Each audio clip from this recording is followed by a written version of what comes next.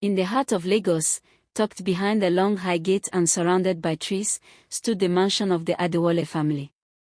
With cream walls that gleamed in the sun, 10 bedrooms, a sparkling pool, and a garage that housed 6 exotic cars, it was a home built on success, discipline, and love. Chief Adewale was a respected business magnate, known across Nigeria and beyond. His wife, Mrs. Adesuwa Adewale, was as graceful as she was kind-hearted. A philanthropist and a strong mother, she was blessed with 3 beautiful children, Ivy, 16, Tari, 13, and Damilari, 9. Despite their wealth, the children were well-behaved, well-mannered, and humble. Their mother made sure of that. She always reminded them, what we have is a blessing, not a right. Be kind, be thankful, and be wise.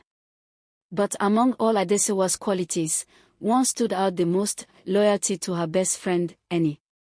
Eni had been in Adesuwa's life since university. They laughed, cried, prayed, and even lived together for a while. Eni came from a humble background, and when her parents passed away, Adesuwa treated her like a sister.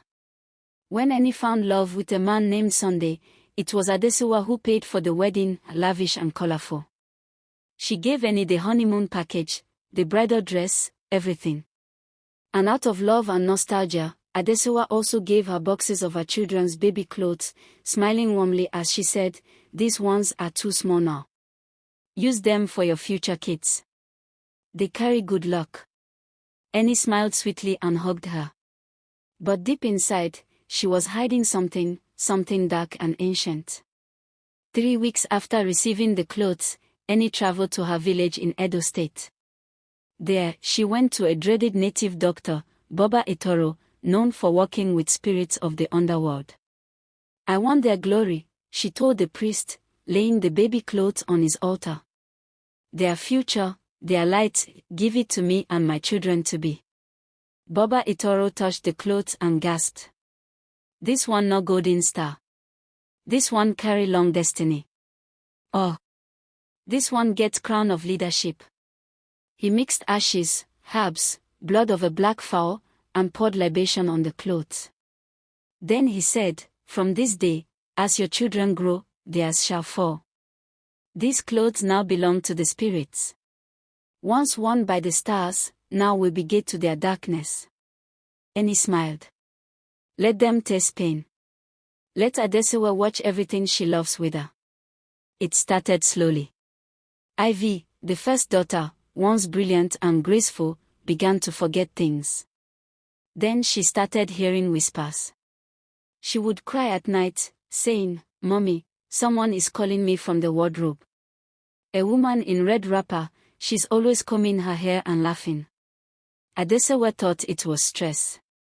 Then Tari, the second daughter, collapsed in school during her dance rehearsal.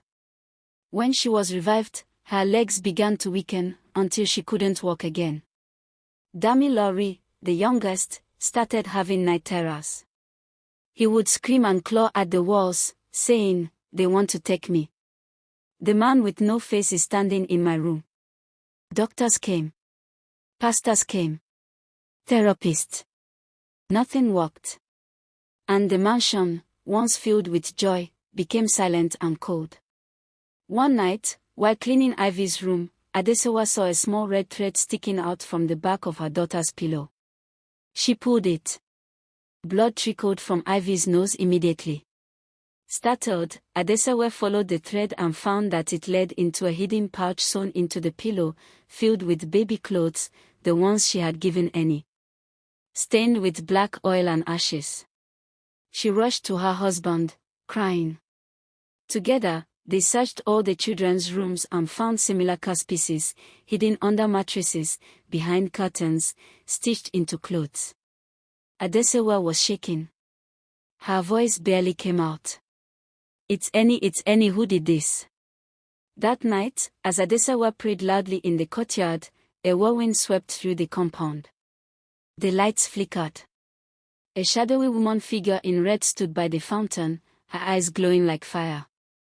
She said, "You gave away their stars. She used their light for her own womb." Then she disappeared. Chief Adewale called his aged mother, who summoned a seer from Ibadan. The seer, Mama Salewa, came with her staff and cowries. She looked into the bowl and said, "This is a transfer of destiny. That woman used their baby clothes to snatch their future. The spirits that once blessed your children are now slaves in her shrine." Adesuwa screamed. "What can we do to bring them back?" Mama Sewa gave them a dangerous ritual. It required Adesuwa to go to River Ayelala at midnight, carrying the exact number of baby clothes, soaked in fresh goat blood, and to call out her children's names under a full moon. "But beware," Mama Sewa warned. "The spirits will test your heart. If you show fear, they will take you too." Adesuwa went. At midnight, she stood by the river, her wrapper soaked, holding the bloody clothes. Shouted, "Ivy! Tauri! Dami Lori! Come back to me.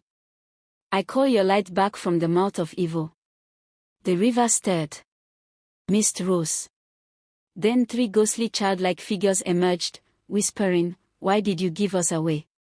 Adesuwa dropped to her knees. "Forgive me. I didn't know. I was blind." A blinding light flashed, and she fainted. She woke up in her room. Her husband sat beside her. "They are awake," he said gently.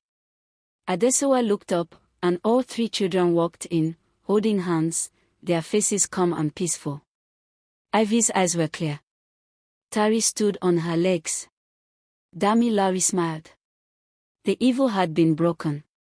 But the seer warned, as long as that woman lives with what's not hers, the danger will remain. She must be confronted. Adesuwa and her husband drove to Ehai's house in Lekki, unannounced. When Eni opened the door, her belly was 7 months pregnant. Adesuwa raised her voice, trembling, "You used my children's glory for this pregnancy, didn't you?" Eni smirked. "They had enough for all of us. What's yours can be shared." Then her face twitched unnaturally. Her belly glowed faint red. Mama Sewa stepped forward, holding a burning white cloth. She began chanting. Suddenly, the ground shook. The sky turned dark. Eni screamed in pain as a black mist lifted from her body. Her belly shrank, and a horrifying wail echoed from within. "The spirits have rejected your offering," Mama Sewa shouted. Eni collapsed. The curse was broken. Eni disappeared soon after, her house abandoned. Some say she wandered mad into the forest, still calling names that didn't belong to her. Adesuwa's children fully recovered. Ivy later became a renowned human rights lawyer. Tari, a motivational speaker and dancer, and Dami Lori, a tech genius, building software to protect children online. Chief Adewale built a new foundation, Stars Reborn, to help children suffering from spiritual afflictions. Adesuwa. She became a preacher, going from city to city, telling her story. Her voice echoed one truth. Not all friendships are safe. Some are curses wearing smiles. Protect your light, protect your children.